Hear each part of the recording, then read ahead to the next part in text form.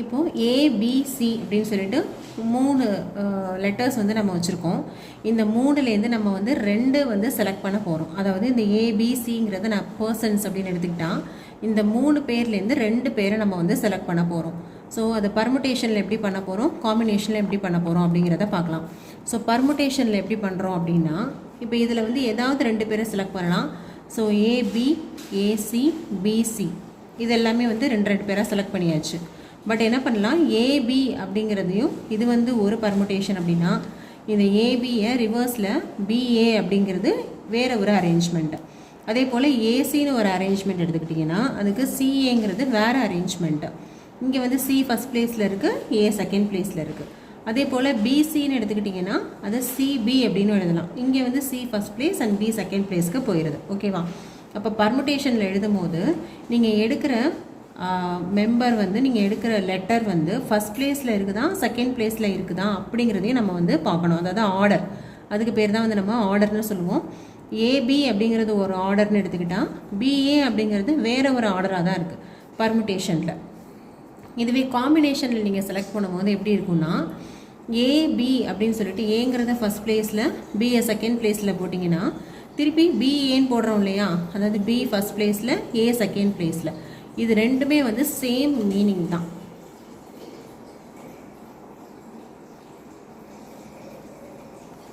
இது ரெண்டுத்துலேயும் வந்து எந்த ஒரு டிஃப்ரென்ஸும் கிடையாது.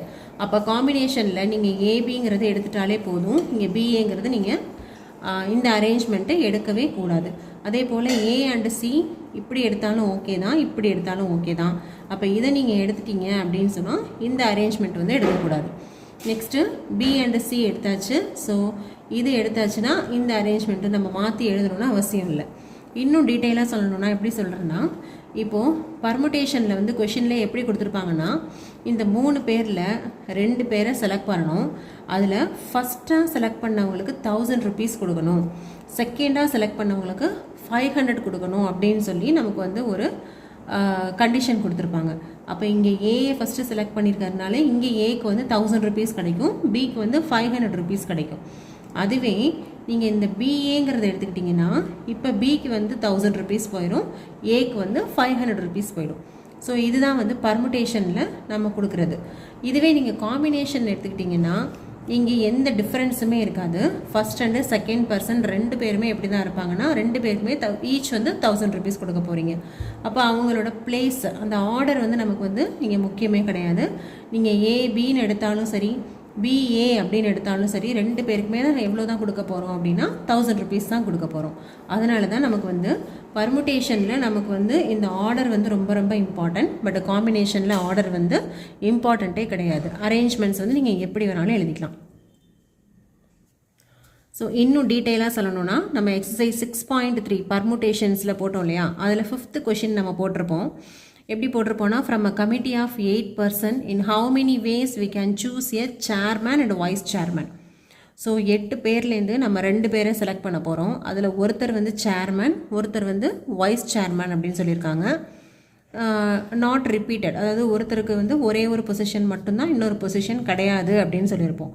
இப்போ நீங்கள் இந்த 8 பேரில் 2 பேரை செலக்ட் பண்ணுறீங்கன்னா ஃபஸ்ட் பிளேஸில் இருக்கிறவருக்கு சேர்மன் போஸ்டிங் கொடுப்பீங்க, செகண்ட் பிளேஸில் இருக்கிறவருக்கு வைஸ் சேர்மன் போஸ்டிங் கொடுப்பீங்க. ஸோ இதே மாதிரி அரேஞ்ச்மெண்ட்ஸ் வந்து நம்ம கண்டுபிடிச்சிக்கிட்டே வருவோம். அப்படி கண்டுபிடிக்கும் போது ஃபஸ்ட்டு பர்சனுக்கு சேர்மன் அண்ட் செகண்ட் பர்சனுக்கு வைஸ் சேர்மன் கொடுக்குறோம். அப்போ கண்டிப்பாக இப்போ இதில் உள்ளவருக்கு வைஸ் சேர்மன் கொடுக்கணும் அப்படின்னா நம்ம என்ன பண்ணுவோம், 2-1ங்கிறதும் நம்ம வந்து அரேஞ்ச்மெண்ட்டில் எழுதுவோம். ஏன்னா ஃபஸ்ட்டு வந்து இவருக்கு தான் சேர்மன், செகண்டில் உள்ளவருக்கு வைஸ் சேர்மன். இப்போ என்ன ஆயிடுச்சு, நம்பர் 2 அந்த பர்சனுக்கு சேர்மன் பதவி கிடைக்குது, நம்பர் 1 அதில் உள்ளவருக்கு வைஸ் சேர்மன் கிடைக்குது. அப்போ என்னென்னா பர்முட்டேஷன் வரும்போது இந்த மாதிரி டிஃப்ரென்ஸ் இருக்கும். நம்ம வந்து செலக்ட் பண்ணுற திங்ஸுக்கே நம்ம கொடுக்குற ப்ரையாரிட்டி வேறு மாதிரி இருக்கும், சேர்மன் வைஸ் சேர்மன் அந்த மாதிரி. ஸோ பட் காம்பினேஷன் எடுத்துக்கிட்டிங்கன்னா இங்கே நீங்கள் செலக்ட் பண்ணுற பர்சன்ஸ் வந்து எல்லாருமே வந்து ஒரே கமிட்டி மெம்பர்ஸ் மட்டும்தான் நீங்கள் செலக்ட் பண்ணலாம். அப்போ அதுலேருந்தே நம்ம வந்து இது பர்முடேஷனில் வருமா காம்பினேஷனில் வருமா அப்படிங்கிறத நம்ம வந்து அண்டர்ஸ்டாண்ட் பண்ணிக்கலாம். ஸோ டிஃப்ரென்ஸ் இருக்குது, நம்ம செலக்ட் பண்ணுற பர்சனில் டிஃப்ரென்ஸ் வந்து இருக்குது அப்படின்னா கண்டிப்பாக நீங்கள் பர்முடேஷன் தான் யூஸ் பண்ணணும். டிஃப்ரென்ஸ் கிடையாது, எல்லாருமே நம்ம செலக்ட் பண்ணுற எல்லாருமே வந்து ஒரே மாதிரி தான் செலக்ட் பண்ணுறோம் அப்படின்னா அதை நீங்கள் காம்பினேஷன்ஸில் போடலாம். இப்போ இந்த எக்ஸாம்பிள் இருக்கு இல்லையா, ஏபிசிலேருந்து 2 மெம்பர்ஸ் வந்து செலக்ட் பண்ணி ஒருத்தருக்கு 1000 கொடுக்குறோம், ஒருத்தருக்கு 500 கொடுக்குறோம். ஸோ இந்த சம்முக்கு நம்ம அப்படியே டேரெக்டாக பர்முடேஷன் அண்ட் காம்பினேஷன் ஃபார்முலாஸ் வந்து எப்படி அப்ளை பண்ணலாம் அப்படின்னு பார்க்கலாம். ஸோ பர்முடேஷன் ஃபார்முலா வந்து நமக்கு ஏற்கனவே தெரியும், NPR equal to n factorial by n minus R factorial. Okay, இங்கே n வந்து என்னென்னா டோட்டல் எத்தனை இருக்குது, 3 இருக்குது, அப்போ 3 factorial, 3 minus 2 factorial. Next, that is 3 factorial by 1 factorial. அப்போ என்ன கிடைக்குதுன்னா 3 factorial வந்து எப்படி எழுதலாம், 3 into 2 that is 6ன்னு கிடைக்குது. அப்போ NPR வந்து 6. அதாவது பர்முடேஷன் வந்து மொத்தமாக நம்ம எவ்வளோ எழுதியிருக்கோம்னு பாருங்கள், 1 2 3 4 5 6. அப்போ 6 அரேஞ்ச்மெண்ட்ஸ் வந்து நமக்கு பர்முடேஷன்ஸில் கிடைக்குது. இதுவே நம்ம காம்பினேஷனில் எவ்வளோ அரேஞ்ச்மெண்ட்ஸ் கிடைக்குதுங்கிறத ஃபார்முலா படி பார்க்கலாம். ஸோ இதுதான் வந்து காம்பினேஷனுக்கான formula, n factorial by R factorial into n minus R factorial. இங்கே n அண்ட் ஆருக்கு வேல்யூ சப்ஸ்டியூட் பண்ணுங்கள். என்னோட வேல்யூ வந்து 3 லெட்டர்ஸ் ஏபிசி இருக்குது, அதுலேருந்து 2 பேரை செலக்ட் பண்ணுறோம். ஸோ ஆர் வந்து 2. ஸோ ஃபார்முலா படி அப்ளை பண்ணோன்னா நமக்கு ஆன்சர் வந்து 3ன்னு கிடைக்குது. எஸ், நம்ம இங்கே காம்பினேஷனில் மேனுவலாக பண்ணும்போது என்ன பண்ணோம், 1 2 3 தான். இது செலக்ட் பண்ணியாச்சுன்னா நம்ம இது எழுத வேண்டிய அவசியமே கிடையாது.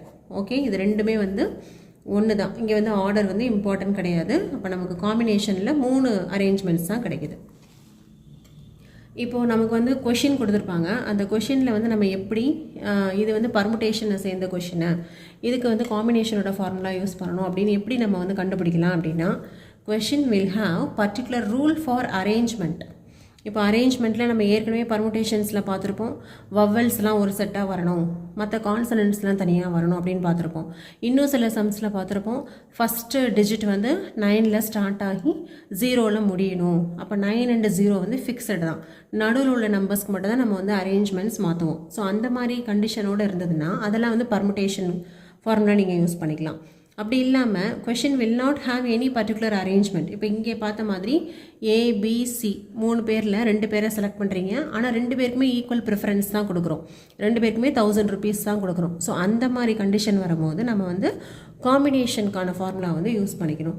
ஸோ ஃபஸ்ட்டு இந்த பர்முடேஷன் காம்பினேஷன் சம்மந்தமான கொஷின்ஸ் வரும்போது நீங்கள் ஃபஸ்ட்டு அது வந்து எதில் போகணும், பர்முடேஷன் என்பிஆர் சூஸ் பண்ணுறதா NCR சூஸ் பண்ணுறதா அப்படிங்கிறது நீங்கள் ஃபஸ்ட்டு கிளியராக ஐடியா பண்ணிவிட்டு அதுக்கப்புறமா இந்த சம்மை வந்து நீங்கள் போடணும்.